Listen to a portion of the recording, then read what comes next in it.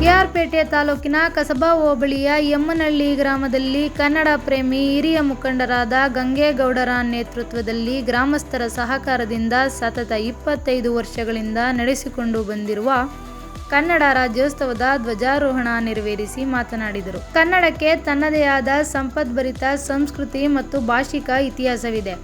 ಇದನ್ನು ಉಳಿಸಿ ಬೆಳೆಸುವುದು ಎಲ್ಲ ಕನ್ನಡಿಗರ ಆದ್ಯ ಕರ್ತವ್ಯವಾಗಿದ್ದರೂ ಯುವಜನತೆ ಮನಸ್ಸು ಮಾಡುತ್ತಿಲ್ಲ.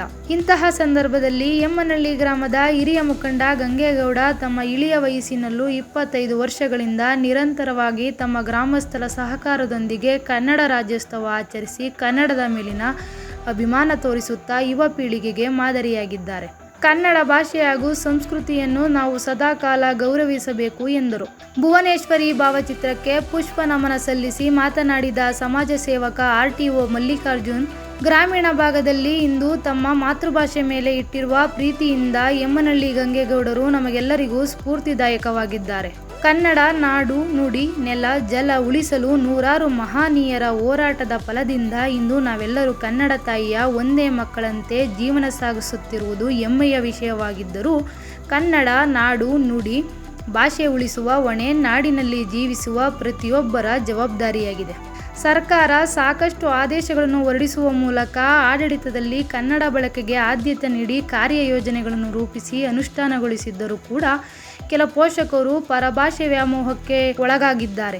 ಈಗಲಾದರೂ ಕೂಡ ಮಾತೃಭಾಷೆ ಕಲಿಸುವ ಮತ್ತು ಕನ್ನಡ ಶಾಲೆಗೆ ಸೇರಿಸುವ ಪಣ ತೊಡಬೇಕು ಎಂದರು. ಬಳಿಕ ಮಾತನಾಡಿದ ಕಸಾಪ ಅಧ್ಯಕ್ಷ ಪೂರ್ಣಚಂದ್ರ ತೇಜಸ್ವಿ, ಗಂಗೇಗೌಡರ ಮಾತೃಭಾಷೆಯ ಅಭಿಮಾನಕ್ಕೆ ನಮ್ಮ ಕನ್ನಡ ಸಾಹಿತ್ಯ ಪರಿಷತ್ನಿಂದ ಈಗಾಗಲೇ ಗೌರವಿಸಿದ್ದೇವೆ. ಹಾಗಾಗಿ ತಾಲೂಕು ಮತ್ತು ಜಿಲ್ಲಾಡಳಿತ ಇಂತಹ ಕನ್ನಡದ ಮೇಲೆ ಅಭಿಮಾನವುಳ್ಳ ಹಿರಿಯ ಜೀವಕ್ಕೆ ಸೂಕ್ತ ಗೌರವ ನೀಡುವ ಮೂಲಕ ಪ್ರೋತ್ಸಾಹಿಸಬೇಕು ಎಂದರು. ಗ್ರಾಮಸ್ಥರ ಸಹಕಾರದೊಂದಿಗೆ ಸತತ 25 ವರ್ಷಗಳಿಂದ ಕನ್ನಡ ರಾಜ್ಯೋತ್ಸವ ನೇತೃತ್ವ ವಹಿಸಿದ ಕನ್ನಡ ಪ್ರೇಮಿ ಗಂಗೇಗೌಡರನ್ನು ಹಾಗೂ ಸೈನಿಕ ಕಾರ್ತಿಕ್ ರವರನ್ನು ಗ್ರಾಮಸ್ಥರು ಅಭಿನಂದಿಸಿದರು. ಶಾಲಾ ಮಕ್ಕಳಿಂದ ನೃತ್ಯ, ನಾಟಕ, ಸ್ವಾತಂತ್ರ್ಯ ಹೋರಾಟಗಾರರ ಕಿರು ನಾಟಕ ಅಭಿನಯಿಸಿ ಕಾರ್ಯಕ್ರಮಕ್ಕೆ ಮೆರುಗು ತುಂಬಿದರು. 25ನೇ ವರ್ಷದ ಕನ್ನಡ ರಾಜ್ಯೋತ್ಸವ ಕಾರ್ಯಕ್ರಮವನ್ನು ಆಚರಿಸಲಾಗ್ತಾ ಇದೆ. ಈ ಒಂದು ಕಾರ್ಯಕ್ರಮವನ್ನ 2000ನೇ ಇಸ್ವಿಯಿಂದ 25 ವರ್ಷಗಳಿಂದಲೂ ಕೂಡ ನಿರಂತರವಾಗಿ ಗ್ರಾಮಸ್ಥರ ಸಹಕಾರವನ್ನು ಪಡ್ಕೊಂಡು ಈ ಗ್ರಾಮದ ಹಿರಿಯರಾದಂತ ಗಂಗೇಗೌಡರು ನಡೆಸ್ಕೊಂಡ್ ಬರ್ತಾ ಇದ್ದಾರೆ. ನಿಜಕ್ಕೂ ಕೂಡ ಇದೊಂದು ಅಭಿನಂದನೀಯ, ಶ್ಲಾಘನೀಯವಾದಂತಹ ಕಾರ್ಯಕ್ರಮ. ಈಗಾಗಲೇ ಇವರ ಸೇವೆಯನ್ನು ಗುರುತಿಸಿ ತಾಲೂಕು ಕನ್ನಡ ಸಾಹಿತ್ಯ ಪರಿಷತ್ ವತಿಯಿಂದ ಸಂಸ್ಥಾಪನಾ ದಿನಾಚರಣೆಯ ದಿನದಂದು ಇವರನ್ನ ಸನ್ಮಾನಿಸಲಾಗಿದೆ. ಮುಂದಿನ ದಿನಗಳಲ್ಲಿ ತಾಲೂಕು ಆಡಳಿತ ಮತ್ತು ಜಿಲ್ಲಾಡಳಿತ ಕೂಡ ಇವರಿಗೆ ಕರ್ನಾಟಕ ರಾಜ್ಯೋತ್ಸವ ಪ್ರಶಸ್ತಿಯನ್ನು ಕೂಡ ಕೊಟ್ಟು ಇವರನ್ನ ಗೌರವಿಸಬೇಕು ಅಂತ ಹೇಳ್ತಾ ಇವರ ಒಂದು ಕಾರ್ಯಕ್ಕೆ ಬೆಂಬಲವಾಗಿ ನಿಂತಿರುವಂತ ಎಮ್ಮನಹಳ್ಳಿಯ ಸಮಸ್ತ ಗ್ರಾಮಸ್ಥರು ಕೂಡ ತುಂಬುವುದರಿಂದ ಅಭಿನಂದನೆ ಸಲ್ಲಿಸುತ್ತೇವೆ.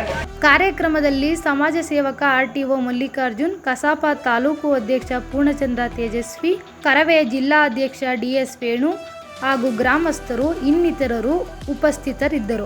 ಕರ್ನಾಟಕ ನ್ಯೂಸ್ ಸುದ್ದಿಯೊಂದಿಗೆ ಮನು ಮಾಕವಳ್ಳಿ, ಕೆಆರ್ಪೇಟೆ.